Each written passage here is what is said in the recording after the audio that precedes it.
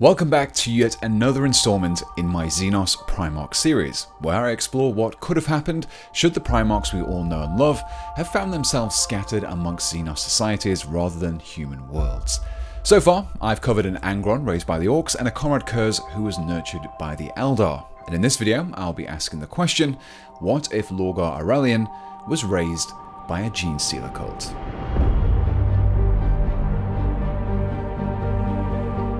Now, I'll be exploring a little bit of the background around this Kagarak conspiracy setting that I've cooked up at the end of this video, but there will be a little sprinkling of it throughout. But first, let's look at the kit that I based my GSC Lorgar on, the Void Dragon from the Necron range. This model is slightly larger than a Primarch and is mostly human shaped. Beyond some of the gaps and the lightning, the body is also quite featureless, which makes it much easier to attach my own details and styling to it. So once I'd finished removing all the parts required to build the torso, legs and arms, I cleaned up all the tabs and mold lines. With the parts prepped, I could begin removing any of the more Necron specific details.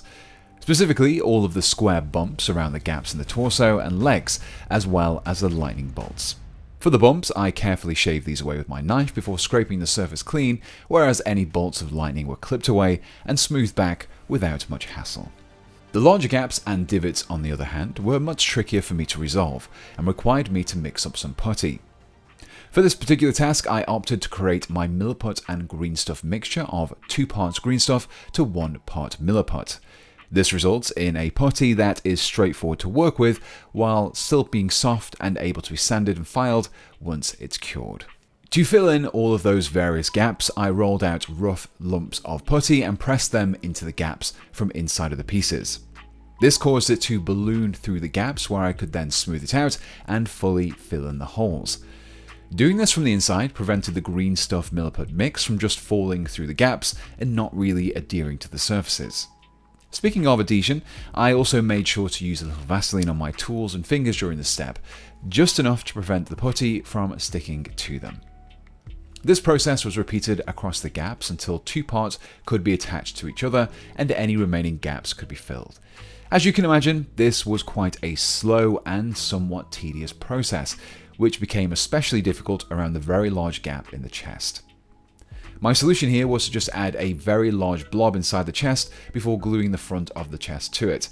More putty was added over the top and I followed the lines of the musculature to try and recreate the missing parts of the torso. But I didn't need to be too neat here. Any rough edges and lumpy surfaces would be fixed later on. For now, I just needed the gaps filled and the rough shapes formed, at which point I could leave everything to fully cure overnight. But before we go any further with our Genestealer Lorgar, let's first hear about the sponsors of this video, Displate. Displate offers unique metal posters that feature beautifully printed designs, just like this one of Lorgar's brother here. Now this is the limited edition Sanguinius In Memoriam poster, and it's the perfect example of why Displate posters are superior to your usual paper and canvas prints. Not only are they incredibly vibrant without the risk of fading, but they can also have the 3D textured surfaces of the Textra posters, selective gloss and matte finishes, and even metallic effects. As well as featuring awesome designs, Displate posters are also super simple to mount. If the only tools you have to hand are your clippers and hobby knife, then you'll be grateful to hear that Displate posters don't require any hammers or drilling. Instead, they use a quick and straightforward magnet mounting system. You just stick in place. And because they're magnetic, I can easily refresh my decor and swap out my posters with a new one in mere seconds. And it's not just Warhammer, there are tons of designs to pick from. In the past, I've had Fallout, Bioshock, and even a Monkey Island poster, but their range also includes officially licensed posters from Star Wars, Marvel, DC, and a load more movies and video games. But maybe your walls are already full of Displate posters. Well, they make excellent gifts, especially if you've left it to the last minute. Because of their speedy delivery, they can be in your hands within 4 to 5 business days. So, If you're looking to bring Warhammer or any other design to your walls, then check out my link or use my code to get 23% off 1 displate, 27% off 2 to 3 displays, or 33% off if you pick up 4 or more. And you can find that link down in the description and comments below. And so with that, let's get back to our Genestealer Lorgar. Once everything had firmed up a bit, I was able to remove the excess putty with the assistance of some sandpaper. This removed the Milliput green stuff mix from anywhere that wasn't a cavity, but did take quite a while. After cutting down the putty, I was left with the outline of the original gaps and a smooth finish that, once painted, should be indistinguishable from the surrounding plastic. But to improve on that finish, I started with a 600 grit before moving on to a finer sandpaper to achieve the smooth finish. With all of the gaps filled and smoothed out, I next turned my attention to the head. For this, I needed something that was both humanoid in appearance and that matched the scale of the Void Dragon body. Fortunately, I had the head of Esker, the Demon Prince. Not only is this the perfect size, it also matches Lorgar's hairstyle too, but it did need a few adjustments.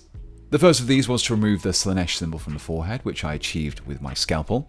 Similarly, the nose ring was also removed, and after using my knife again, I used a little more sandpaper to smooth out both areas. With the head prepped, I could then work on attaching it to the torso. To begin, I first removed the back of the Void Dragon's head. Using my clippers, I cut fairly high up the back of the neck in order to give me plenty of material to remove and shape as necessary. After a quick comparison against the neck, I then began the slow and steady process of adjusting and comparing both halves until they fit together. This involved clipping away the tab from Esker's head and using a combination of my knife and clippers to cut down and shape the two halves. However, even when I had achieved a pretty good fit, the bond wasn't perfect. I decided to remedy these smaller gaps with a concoction that I call Sprue Goo. It's essentially a tub of Tamiya extra thin plastic glue with a little bit of fine cut sprue dumped into it. The glue dissolves the plastic and creates this thick grey paste. This makes it perfect for these smaller gaps, as you just need to apply the goo to the target area, add the component, and watch the gaps get filled in. You can even clean up over the spill with a little more glue and even scrape it down once dry. With the head in place, I could begin work on the right arm, which you may have noticed wasn't attached to the torso just yet. The spear weapon would have worked well, but I wanted to separate my Lorgar from the base model a little more, and so planned on replacing it with something based on this piece of Genestealer Cult artwork. This statue of the four-armed Emperor is wielding a staff topped with the cult symbol. So the spear tip was clipped away, a cult symbol was removed from a GSC icon bearer, with both sides being trimmed and cleaned up. To ensure a good solid bond between the two halves though, I decided to break out the old pin vise and do a little more pinning. This saw me drill 1mm holes into both the staff and the symbol, superglue some 1mm steel fluorescent wire into the icon, and then glue the icon to the staff. The result was an extra bit of reinforcement that would ensure the two halves remained attached, and from here, the arm was glued to the torso. My next task was to fulfill the forearms of the four-armed Emperor, and I settled on these rending claws from the Genestealer Cult Patriarch kit. The arms are on the right scale, and it helped to add that Genestealer vibe to the model. Now of course, the original Lorgar didn't have these, and I imagine these being grown at some point during his ascension to the cult's living god, either through some sort of retroactive infection of the Genestealer DNA or a psychic manifestation given physical form by the cult's broodmind. Either way, this transformation would have been welcomed and encouraged by Lorgar.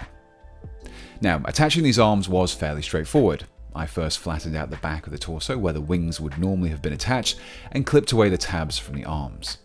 After a series of comparisons and adjustments, the arms were then pinned to the torso in the same way that I had pinned the staff. I also used a little more sprue goo at the joints, just to help fill in any gaps that I may have missed.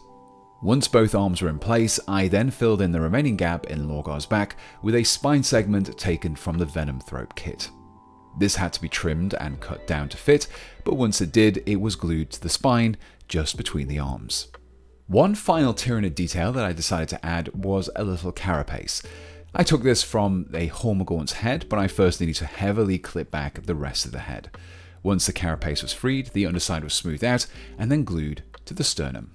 The final addition to Lorgar were some manifestations of his broodmind enhanced psychic abilities. For these, I simply used some of the lightning bolts from the Void Dragon kit.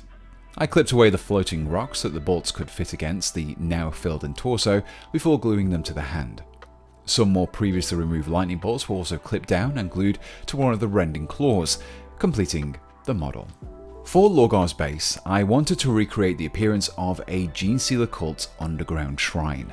I achieved this by attaching a small rubble pile from Volca's terrain to a Sector Mechanicus base, which created the dilapidated depths of a human world. To represent those fallen humans, a few Citadel Skulls were glued around the base. Taking more inspiration from that piece of artwork, I next wanted to drape a banner across the base. This would help to add a little variation in the colour and texture of the base, whilst also helping to create that GSC shrine appearance. This was achieved with more green stuff and milliput, which, after mixing the two together, I rolled out into a long cylinder shape before flattening it out into a long, narrow and very flat piece of putty, which was allowed to partly cure for an hour or so. After being allowed to cure, the putty was a little more firm and was able to hold its shape. This made it easier to cut down into a rough rectangle and have a ragged hem. I then carefully laid the banner across the shrine and cut away the excess from the back half of the base. From here, I added a series of creases and folds to help sell the appearance of it being a draped piece of fabric. In addition to this, I also added a series of cuts and holes, further emphasizing that slightly ragged look. After allowing the putty to fully cure overnight, I repeated my earlier sanding steps to achieve a smoother finish. I followed this up with a few more skulls, as well as some candles that I liberated from the Necromunda House Cawdor kit, completing the shrine. My final task before painting was to actually mount Lorgar to the base, or at least figure out a way to do so once he had been painted. This problem was overcome with yet more pinning. I drilled a hole through an extra skull and through to the base. Some more 1mm wire was superglued into the hole and clipped down, so just a few millimeters remained above the skull. Another hole was glued into the foot, which would allow me to attach Lorgar to the base later on. But for the time being, I attached him to a piece of cork that I could use in my painting handle. And with that, Lorgar was ready to be painted. When it came to the priming, I opted to use my airbrush and coat Lorgar with some Vallejo Grey. This would help with the pale skin tone that I intended to paint him with later on. The base, on the other hand, would be overall much darker, so I instead gave this a coat of Monument Hobbies black-brown primer.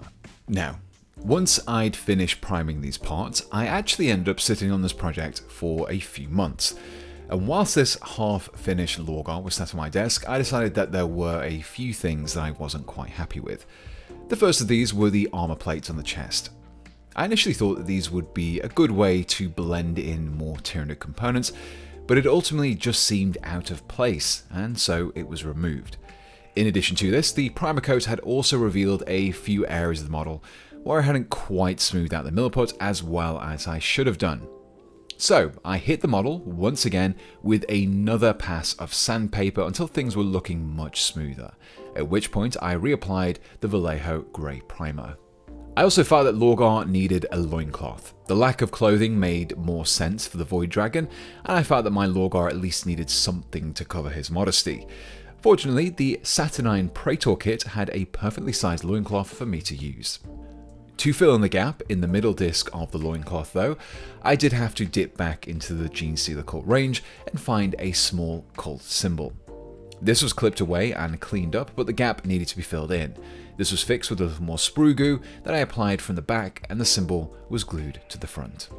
The loincloth was then primed with some more black-brown, and I was finally able to start the painting. In order to match that pale purple skin tone of the Genestealer human hybrids, I first started my painting by adding a little Enchantress Purple from the Tooth and Coats range to my airbrush with a little thinner. I then sprayed this from beneath Lorgar. This caused the paint to only accumulate onto the surfaces that faced downwards and began the process of creating the effect of shading in the recessed and lower areas. For the next step, I continued using my airbrush, but this time I sprayed Lorgar from above using the much lighter Decadent Purple. This covered the areas that weren't hit by the previous darker purple, combining to create the basis of that pale purple skin tone. After putting away the airbrush for the time being, I next began directly painting some purple glaze into the recesses of the musculature. This allowed me to darken down a few areas that were missed by the airbrushing and further darken the deepest points. With this being a glaze, the trick is not to apply too much at any one time and keep your layers thin. This is entirely optional, but I did also use this purple glaze to paint on a few veins. This is a theme often present in the Genestealer Cult range. It helps to give the model more of an organic look as opposed to the living metal of the Void Dragon. In a similar vein to the previous step, I next use some more Decadent Purple to help lighten a few of the raised surfaces. Again, this works much better if you thin out your paint and only use a little paint on your brush at any time. Building these thin layers up over time will help to achieve a smoother finish and some subtle blends. At this point, I moved away from the purple skin and started my work on the more Tyranid parts of the model. For these, I decided to use a contrasting dark turquoise and focus this onto the claws and spine ridges. I also applied this onto just the edges of the Genestealer arm's armor plating and employed my gradual layering technique to create a blend in the purple and turquoise areas. To assist with my blends and to darken down a few of the recesses, I next hit the turquoise areas with some Aztec turquoise. I also used it to assist the gradients and even built up the blue tone across the back of Lorgar's head. Now that Lorgar had his base coat and shading, I could begin the highlights.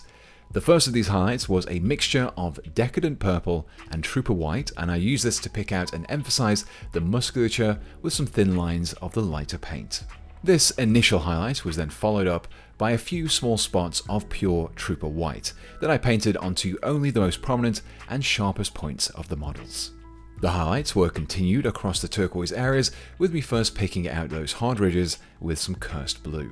And finally, a few small spots of Mythic Turquoise to finish them off. Next, I turned my focus to the arcs of lightning emanating from the hand and the claw, and gave all of these areas a base coat of White Star. To give the arcs an electrical feel, I then applied some verdigris over the top.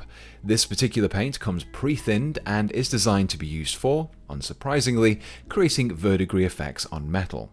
When applied over the white, the blue will pool into the recesses, leaving most of the raised edges as that base color white. However, just to make sure that the white was still visible along those edges, I gave the arcs another highlight of White Star. From here, the rest of the model was quite straightforward, and simply saw me apply a base coat, a wash, and then one or two highlights. The first area that I tackled in this way was the steel shaft of the staff, and for this, I applied a base coat of Surcoat Silver, washed it with some Oblivion Black, and highlighted it with some Mythril Blade. The discs of the loincloth and the cult symbol staff topper were next, and I base coated these with some Spartan Bronze, washed them with Battle Mud, and then gave them two highlights. For the first, I used some Dragon's Gold, and then picked out the rivets and sharper details with some Glistening Gold. Next, I turned my attention to the base. To quickly paint and to give the base some weathered texture, I decided to drybrush the plates with some Carcharadon Grey. After slightly dampening my drybrush and working the paint through the bristles, I used some quick strokes across the surface. Here, the paint accumulated mainly on the raised areas and left the deeper recesses as the darker primer. To build up a level of grime, all of these areas were then washed with some Battle Mud. Finally, the edges were given a fine edge highlight of more Carcharadon Grey. I then began painting the two ammo crates. For these, I began with some Orc Hide, followed by a wash of Battle Mud and a highlight of Contagion Green to finish off. To paint both the loincloth and the torn banner on the base, I started with the rich red of Berserker Red. This was followed up by a layer of Sanguine Scarlet. You may notice that I tried to add a little texture at this stage by creating a series of perpendicular lines to create a crosshatch effect. This just helped to sell the effect of the cloth being a coarse, heavy material. Following this, I then returned to the regular highlights by using some Demon Red. However, I wasn't quite happy enough with how intense the red was looking. It came across as a little desaturated. So to fix this, I applied a thin layer of the Blood Angels Red contrast paint. This retained all the previous shading and highlights, but just pushed up the intensity of that red. For the various skulls that I littered across the base, I began with some Dragon Fang, washed them with the aptly named Bone Wash, and then highlighted with the Vampire Fang.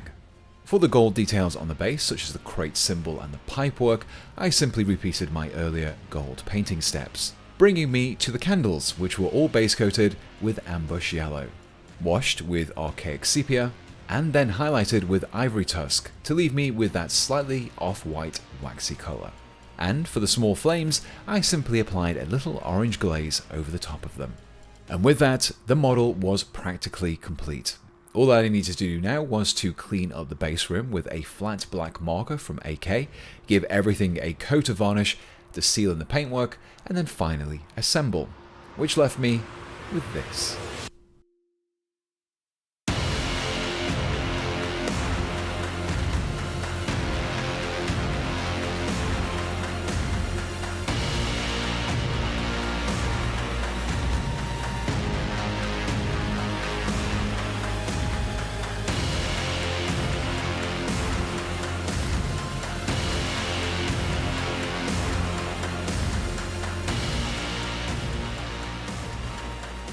And here we have the completed Genestealer Cult raised Lorgar, aka the Four-Armed Emperor.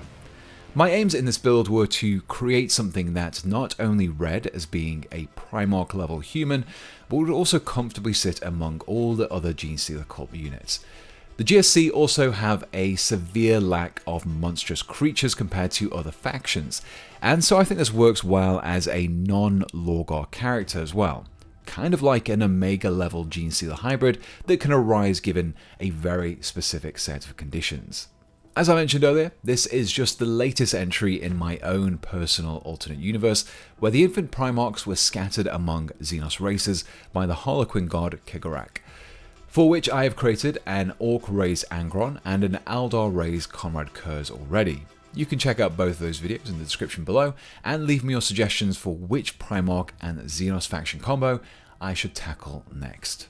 If you're interested in building your own Genestealer infected Lorgar, then I'll include a list of all the parts and paints used in this video down in the description, along with some affiliate links to where you can pick them up from. And once again, a big thank you to Displate for sponsoring this video. Remember to check out my link or use my code to get 23% off one Displate, 27% off 2 to 3 Displates, or 33% off if you pick up 4 or more. But before I go, let me just say a huge thank you to everyone who continues to help keep the channel going. And if you'd like to support me too, you can get early access to ad-free videos, exclusive merchandise, and even your name in the credits.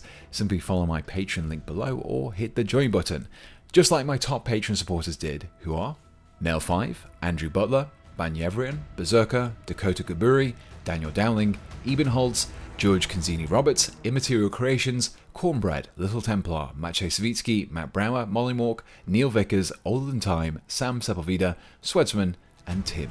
And my top channel members who are Bon Johnson, Daniel Reese, Dave, Doug H, Dwarf of War, Guy Bazant, John Gibbs, Lord Benjamin, Mark Taylor, Misa Pogon, Nerdington Paints, Omnitom, Patrick K, Philip Poyer, Ryan O'Shaughnessy, S.O., Satoran, S.J. Carper, The Sire Acquired, and Whale Tussler.